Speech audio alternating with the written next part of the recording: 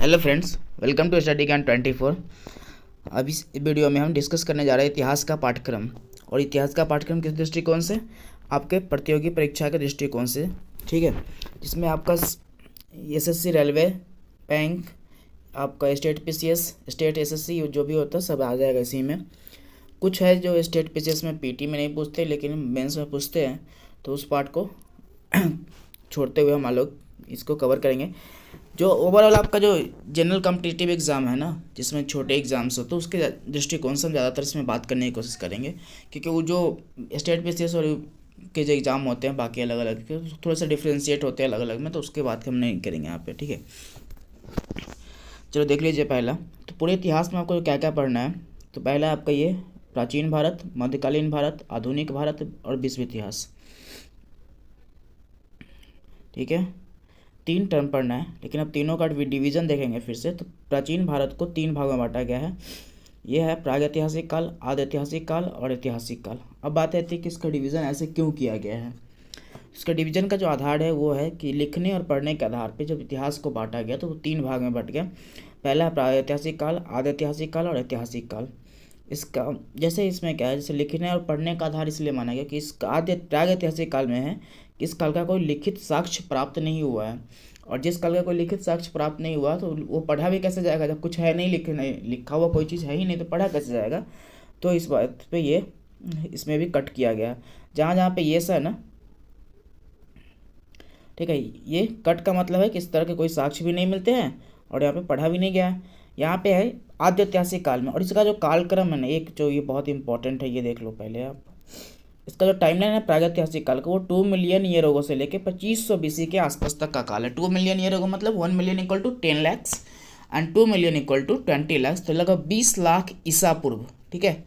ईसा पूर्व और ईस्वी समझने के लिए आपका एक 12th नाम का वीडियो बना हुआ, 12th करके उसमें सिलेबस है, उसका मैं ईसा पूर्व ईस्वी के बारे में ही बताया गया है। तो आप उस वीडियो को देख लेंगे तो आपको समझ में आ जाएगी। इस वीडियो के डिस्क्रिप्शन में उसकी लिंक दे दी जाएगी, आप वहाँ से समझ लेंगे, ठीक है। तो 2 लाख, ये 20 लाख ईसा पूर्व से लगभग 2500 ईसा पूर्व तक के काल को प्रागैतिहासिक काल कहते हैं। और ऐसा इसलिए कहते हैं क्योंकि इस काल में ना तो कोई लिखित साक्ष्य मिला है, और जब चूंकि लिखित नहीं है तो फिर पढ़ा भी नहीं गया, तो ठीक है, इस काल का कोई लिखित प्रमाण वगैरह नहीं मिलता। उसके बाद आता है आद्य ऐतिहासिक काल। आद्य ऐतिहासिक काल मतलब लगभग 2500 ईसा पूर्व से लेकर 600 बीसी के काल। और ये जो बीसी का काल है वो लगभग आप सिंधु घाटी सभ्यता से लेकर वैदिक काल तक का जो है, जो महाजनपद काल जहाँ से शुरू होता है, तो वैदिक काल तक के अंत के काल को ये आद्य ऐतिहासिक काल कहते हैं। और आद्य ऐतिहासिक काल कहने का अर्थ ये कि इस काल में लिखित साक्ष्य तो है लेकिन पढ़ा नहीं गया है। क्या है? लिखित साक्ष्य है लेकिन पढ़ा नहीं गया है। अब बोलोगे सर वेद वगैरह कहाँ से आ गया? तो वेद वगैरह जो आए उनका जो लिखित तरीका था, उनका जो संस्कृत का जो स्ट्रक्चर था, वो आज के संस्कृत लैंग्वेज से थोड़ा डिफरेंट था, जिसको हम लोग पढ़ नहीं पाए। आज का संस्कृत लैंग्वेज हम लोग पढ़ लेते हैं, लेकिन उसको फिर उन लोगों ने, जैसे जो लोगों ने मौखिक आधार पर उसको पढ़ा ओढ़ा और मौखिक आधार पर उसको लिखा गया है। तो उसके स्मृति साहित्य के तौर पे भी लोग जानते हैं कि जो स्मृतियों से निकला है, लौकिक साहित्य भी कहते हैं कुछ लोग, तो उस आधार पे आप देख सकते हैं। तो आद्य ऐतिहासिक काल का बेसिकली मतलब ये है कि आप जिसका लिखित साक्ष्य नहीं है और पढ़ा भी नहीं गया है। नेक्स्ट आपका ऐतिहासिक काल। ऐतिहासिक काल में लिखित साक्ष्य भी है और पढ़ा भी गया है, ठीक है। ऐतिहासिक काल में क्या है, लिखित साक्ष्य भी है और पढ़ा भी गया है। तो ये लगभग 600 बीसी से लेकर अब तक के काल को ऐतिहासिक साक्ष्य कहते हैं। तो ये 3 डिफरेंशिएट है।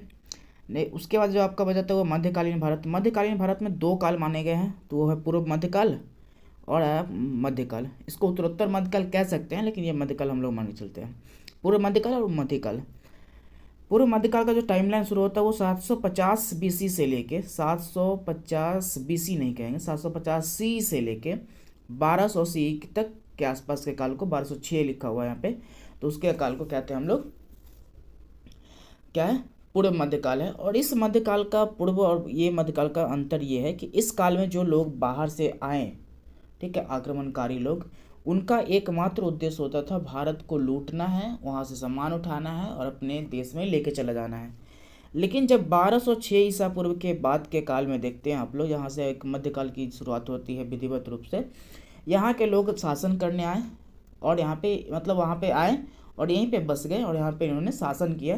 तो इसको 2 अंतर इसी आधार पर माना जाता है कि इसके पहले के लोग का उद्देश्य मात्र एक ही था, आक्रमण करना और लूटपाट करना। लेकिन जो 1206 के बाद का जो काल है उसमें देखते हैं कि हम लोग वो लोग शासन करने लगते हैं और यहीं पर रहने लगते हैं, वो था। तो 2 डिवीज़न इसमें देखने को मिल जाता है आपको। उसके बाद है आधुनिक भारत। यहाँ देखो ये वाला जो आधुनिक भारत है, ये आधुनिक भारत, तब इसका भी डिवीज़न कुछ है तो वो नीचे चलिए देख लेते हैं हम लोग। ये आधुनिक भारत, आधुनिक भारत में है 2 पार्ट आता है, स्वतंत्रता पूर्व भारत और स्वतंत्रता पश्चात भारत। जो लोग पीटी वगैरह का तैयारी करते हैं, जो मतलब वनडे एग्जाम का तैयारी करते हैं, एसएससी रेलवे बैंक वगैरह, इसमें आपको ये वाला पार्ट नहीं पूछा जाता है, ठीक है, ये वाला पार्ट नहीं पूछा जाता है। कुछ ऊपर लेवल के एग्जाम में ये वाला पार्ट मेंस में पूछा जाता है, पीटी में बहुत कम चांस रहते हैं, बिल्कुल नहीं पूछा जाता है। मेंस वाले में इसमें ये स्टेट पीसीएस के एग्जाम में ये सब पूछते हैं, ठीक है, इसमें कोई डाउट नहीं है। तो आपके जो एसएससी रेलवे वाले जो बच्चे हैं, जो बैंक वाले बच्चे हैं, जो वनडे एग्जाम वाले बच्चे हैं, उन लोगों को कोई दिक्कत नहीं है, आप इसमें तनाव ना ले, ये वाला पार्ट आप छोड़ सकते हैं। क्या छोड़ना ही है, आपको इसमें कोई ज़रूरत नहीं है। ये वाला पार्ट में आपको ज़रूरत है स्वतंत्रता पूर्व भारत, इसमें आपको जितने भी राष्ट्रीय आंदोलन देखने को मिलते हैं 1947 से पहले की बात, उसकी बात करते हैं। 1947 के बाद से अब तक का बात कर स्वतंत्रता पश्चात भारत कहते हैं, और ये 1947 से पूर्व की भारत है, तो उस टाइम की बात कर रहे हैं हम। तो ये सब आपको पढ़ना है, ये नहीं पढ़ना है, ठीक है। चलो एक आ गया विश्व इतिहास। विश्व इतिहास में कोई ऐसा डिवीज़न नहीं देखने को मिलता है हम लोग, तो विश्व इतिहास को थोड़ा पढ़ते हैं, उसमें कोई डिवीज़न नहीं है कि 2 पार्ट में 3 पार्ट में बटा, वैसा कुछ है नहीं, तो ये हम लोग पढ़ लेंगे विश्व इतिहास उस तरह से।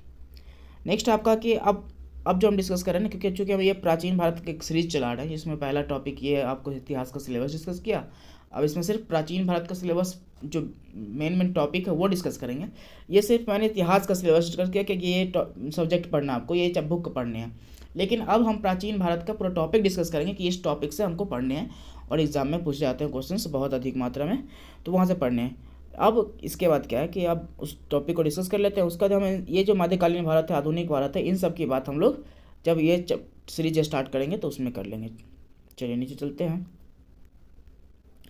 प्राचीन भारत का जो काल का विभाजन किया गया है यहाँ पे, ये कुछ देखिए, यहाँ से प्राचीन भारत का काल का विभाजन दिखाता है।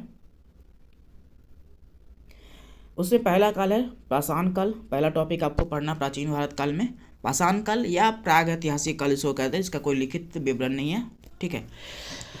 प्रागैतिहासिक काल या पाषाण काल ये पढ़ना है हमको। लगभग 2 मिलियन 20 लाख ईसा पूर्व से 3000 ईसा पूर्व के आसपास के काल को पाषाण काल कहते हैं।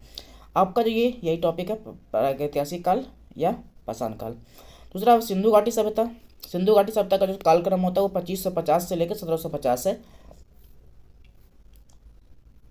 इसमें भी बहुत सारा डिफ्रेंशिएट है, तो हम लोग यही मान के चलते हैं, ये थोड़ा ऑथेंटिक आता है, ये मान के चलते हैं। सिंधु घाटी सभ्यता हो गया। तीसरा है आपका वैदिक काल। वैदिक काल 1500 से 600 ईसा पूर्व का काल है।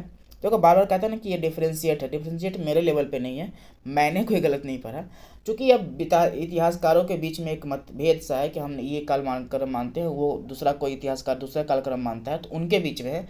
अब मैं इसलिए बता देता हूँ कि ताकि आप ऐसा ना हो कि बाद में आप आएँ कहें कि अरे वो टीचर तो कुछ और बता दिया था, इसलिए मैं दोनों बता देता हूँ कि आप दोनों जान लो। बाकी आपको एक टर्म बता देते हैं कि ये वाला फिक्स कर लो कि ये मान के चलना है आपको, बाकी जान लो दोनों, ताकि बाद में ऐसा कन्फ्यूजन ना हो कि वो टीचर गलत बता दिया।